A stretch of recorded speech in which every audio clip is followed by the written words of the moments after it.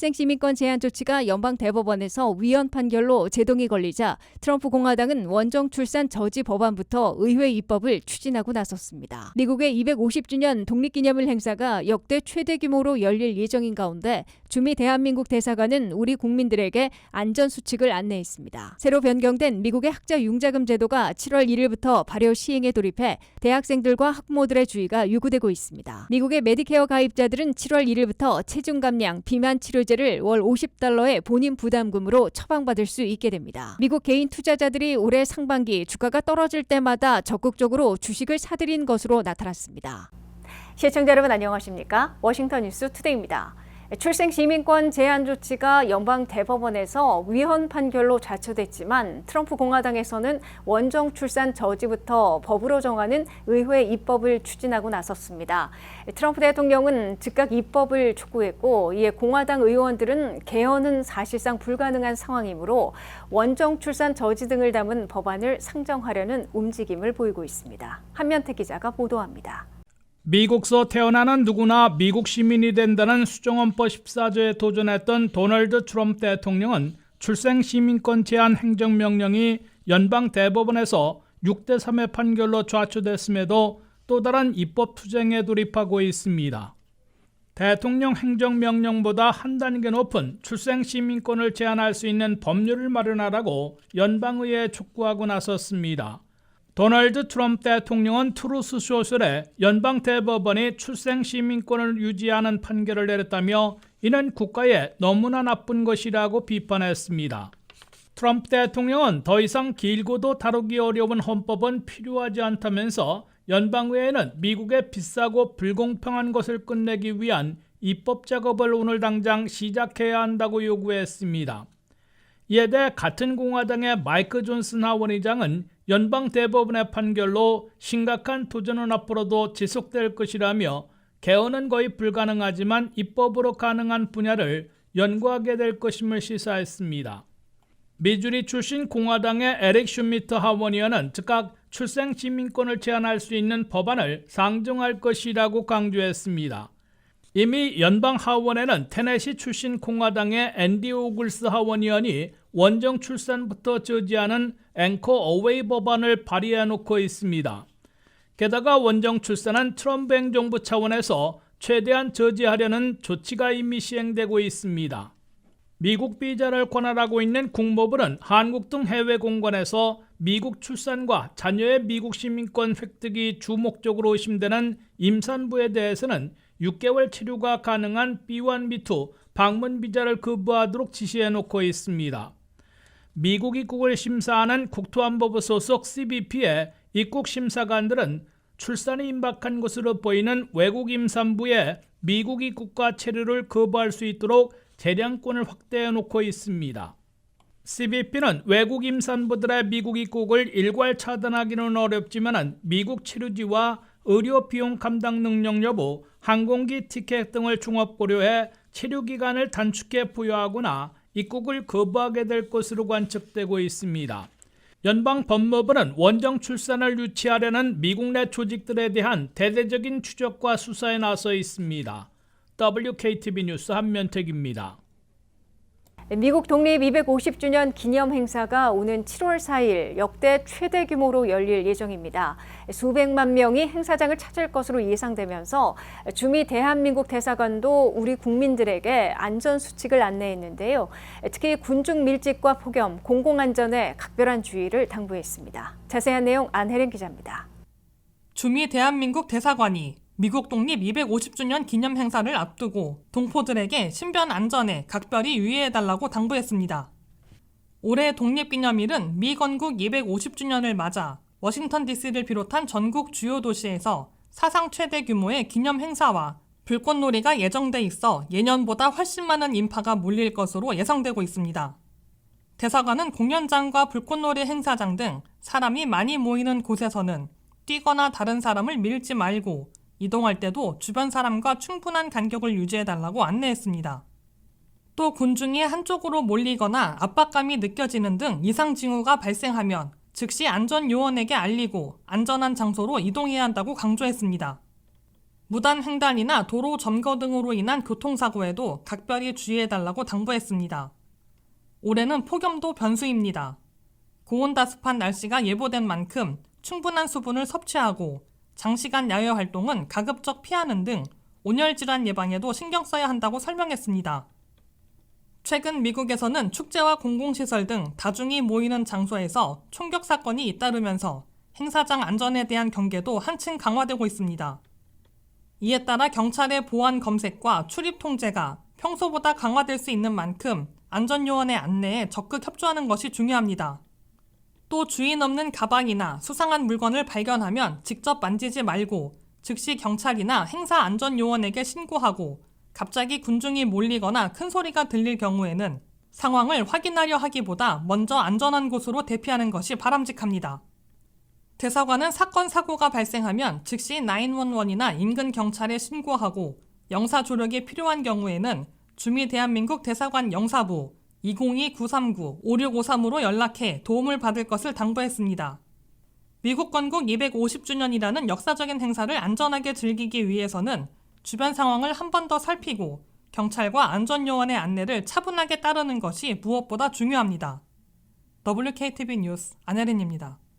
새로 변경된 미국의 학자 융자금 제도가 7월 1일부터 발효 시행에 돌입해 대학생들과 학부모들의 주의가 요구되고 있습니다.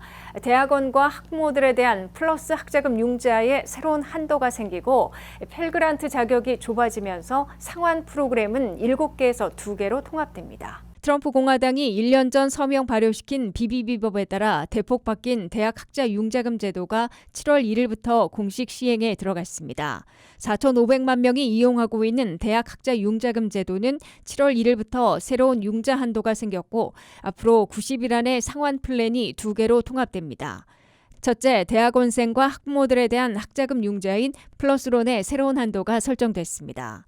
7월 1일부터 새로 받는 일반 대학원생들의 학자금 융자에는 1인당 연간 2만 500달러, 학위 전체에는 10만 달러까지만 융자받을 수 있게 됩니다.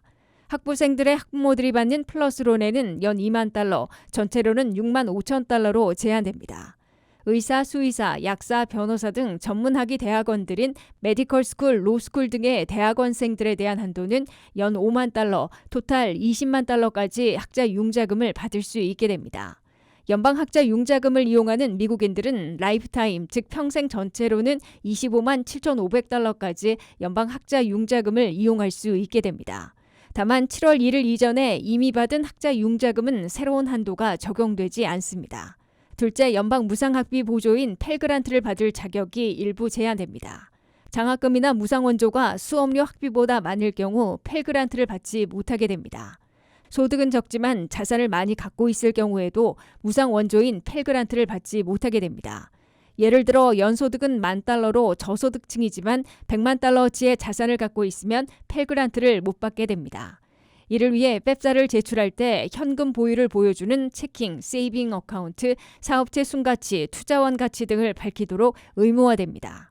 셋째, 졸업 후 시작하는 상환 방법에도 큰 변화가 시작됩니다. 7가지 상환 방법이 2개로 통합됩니다. 트럼프 행정부에서는 상환 플랜으로 티어드 스탠다드 플랜과 소득 기반으로 상환하는 RAP 플랜 등 2가지로 통합해놓고 있습니다. 7월 1일부터 론 서비서들이 학자 융자금을 갚은 졸업생들을 중심으로 90일 안에 통합되는 새 상환 플랜으로 전환할 것을 권고하게 됩니다. 통보를 받고도 90일 안에 아무런 조치를 취하지 않으면 자동으로 스탠다드 상환 플랜으로 전환됩니다. 특히 바이든 행정부 말기 신설된 700만 명 이상 등록했던 세이브 플랜이 사실상 폐지됨에 따라 역시 90일 안에 트럼프 행정부에서 도입한 RAP 플랜으로 대거 전환해야 합니다. 미국의 노년층과 장애인 등 7천만 명의 메디케어 가입자들은 7월 1일부터 체중 감량, 비만 치료제를 월 $50의 본인 부담금으로 처방받을 수 있게 됩니다. 메디케어에서 커버받으면 환자들은 $350의 약값 대신에 한 달 $50의 코페이먼트만 내면 되는데요. 하지만 72시간 걸릴 것으로 보이는 사전 승인은 받아야 합니다. 한면태 기자가 보도합니다. 위고비와 젯바운드 등 인기 있는 체중 감량, 비만 치료제가 마침내 메디케어에서도 커버받기 시작했습니다. 메디케어 당국은 7월 1일부터 체중 감량 또는 비만 치료제로 쓰이는 위고비와 젯바운드 등에 대해 커버해주는 시범 프로그램을 시행하기 시작했다고 발표했습니다. 위거비 주사제와 복용약, 제파운드의 주사제, 파운데이어 복용약을 구입할 때 메디케어에서 커버해주게 됩니다. 메디케어에서 커버해주면 $350였던 처방약값 중에서 $50만 코페이먼트로 내면 됩니다. 다만 의료진의 처방전이 있어야 하고 약국 등에서 메디케어 어드밴티지를 운영하며 이번 프로그램을 대리하게 된 의료보험사 휴메나로부터 사전 승인을 받아야 합니다. 휴메나는 72시간 안에 보험 커버를 사전 승인해 줄 것으로 밝히고 있으나 시행 초반에는 다소 밀릴 가능성도 있어 보입니다. 하지만 이번 메디케어 커버는 7월 1일부터 2027년 말일까지 18개월 동안만 시범 시행하게 되고 그 후 정식 도입 여부를 결정하게 됩니다. 이와 함께 거의 같은 약품 성분과 효과를 인정받고 있는 당뇨 치료제들인 오젬픽 등은 아직 메디케어 커버에 포함되지 않고 있습니다. 대신 체질량 지수가 정상을 넘어서고 있고 심장병, 신장병, 고혈압, 예비당뇨 등의 병력이 있는 환자들은 의료진의 처방과 약국 등의 사전 승인을 얻어 메디케어에서 커버받을 수도 있을 것으로 나타났습니다. 65세 이상 시니어들과 장애인 등 7천만 명이나 이용하고 있는 메디케어는 오리지널 이외에도 처방약 프로그램인 메디케어 D 또는 처방약도 포함하는 메디케어 어드밴티지로 운영되고 있습니다. 오리지널 메디케어와 메디케어 어드밴티지 또는 서플멘트 플랜에 가입하고 있는 대다수 메디케어 이용자들은 체중 감량, 비만 치료제를 구입할 때 $50의 코페이먼트만 내면 되는 혜택을 보기 시작했습니다. 도널드 트럼프 대통령은 외국계 제약사들에 대한 관세를 물리지 않는 대신에 처방약 값을 대폭 할인받을 수 있게 조치하고 있습니다. 아직 메디케어로 커버받지 못하고 있는 당뇨 치료제인 오젬픽 주사제의 경우 트럼프 RX 웹사이트에 가면 할인 쿠폰을 프린트아웃할 수 있어 $400 이상에서 $199로 반값 할인받아 구입할 수 있습니다. WKTV 뉴스 한면택입니다. 미국 개인 투자자들이 올해 상반기 주가가 떨어질 때마다 적극적으로 주식을 사들인 것으로 나타났습니다. 그 결과 주요 증시가 큰 폭으로 반등하면서 상당수 투자자들이 수익을 거둔 것으로 분석됐는데요. 다만 전문가들은 하반기에는 무조건 따라 사기보다는 선별 투자가 중요하다고 조언했습니다. 안혜린 기자가 보도합니다. 미 개인 투자자들이 올해 상반기 역대 가장 강한 매수세를 보인 것으로 나타났습니다. 시타델 증권에 따르면 개인 투자자들은 S&P 500 지수가 하락한 날 평소보다 3.5배 많은 금액을 주식에 투자했습니다. 이는 관련 통계가 집계된 지난 2020년 이후 가장 강한 매수세로 이른바 밈주식 열풍이 불었던 2021년보다도 높은 수준입니다. 주가가 오른 날에도 매수는 이어졌습니다. 상승장에서도 평소의 1.5배 수준으로 주식을 사들이며 시장을 꾸준히 떠받쳤습니다. 결과적으로 이런 전략은 상당한 성과를 거둔 것으로 평가되고 있습니다. 실제로 S&P 500 지수는 올해 3월 저점 이후 약 17% 반등하며 사상 최고치 부근까지 올라섰습니다. 중동 정세 불안과 금리 불확실성 속에서도 미국 증시가 예상보다 빠르게 회복한 데에는 개인 투자자들의 꾸준한 저가 매수가 큰 힘이 됐다는 분석입니다. 특히 시장이 크게 흔들릴 때마다 개인 투자자들이 적극적으로 매수에 나서면서 기관 투자자들의 매도 물량을 상당 부분 받아낸 것으로 분석됐습니다. 시장에서는 이 같은 꾸준한 개인 자금 유입이 증시의 변동성을 완화하고 회복 속도를 높이는 데도 긍정적인 역할을 했다는 평가가 나오고 있습니다. 이번 개인 투자자들의 움직임은 2021년 밈주식 열풍과는 다소 다른 모습입니다. 당시에는 게임스톱이나 AMC처럼 일부 종목에 투자가 집중됐다면 올해는 엔비디아를 비롯한 AI와 반도체 기업, 그리고 S&P 500 ETPF 등 시장을 대표하는 우량주와 지수형 상품으로 자금이 몰렸습니다. 무조건 단기 차익을 노리기보다 미국 경제와 AI 산업의 성장 가능성에 장기적으로 투자하는 성향이 강해졌다는 평가입니다. 전문가들은 개인 투자자들의 시장 참여가 이제는 일시적인 유행이 아니라 미국 증시를 떠받치는 중요한 축으로 자리 잡고 있다고 분석했습니다. 다만 주가가 이미 큰 폭으로 오른 만큼 앞으로는 기업 실적과 밸류에이션을 꼼꼼히 따지는 선별 투자가 더욱 중요해질 것으로 전망했습니다. WKTV 뉴스 안혜린입니다. 이상으로 워싱턴 뉴스투데이를 마치겠습니다. 시청해주신 여러분 고맙습니다.